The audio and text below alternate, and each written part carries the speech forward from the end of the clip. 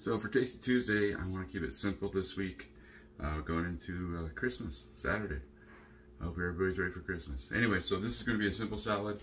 I have cabbage that I have soaked in white vinegar, along with some cranberries. I have bell peppers, tomatoes, feta cheese, regular cabbage that has not been soaked in vinegar, and apples. And so with the simple salad, we're just going to make sure we chop up the cabbage. I'm going to put in some of the cabbage that has not been marinating in vinegar, and then I'm going to throw in the cabbage that has been marinating in vinegar on top of that. And then I'm going to go ahead and put in my peppers and tomatoes. It's super easy. Just got to cut everything up and dice it, or excuse me, cube everything. And then I'm going to throw in the apples. And voila, throw some cranberries on top. Use your favorite dressing.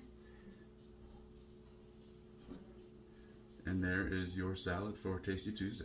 So just keep it simple sometimes. It's easy and it's fun. Great thing to eat. Cheers.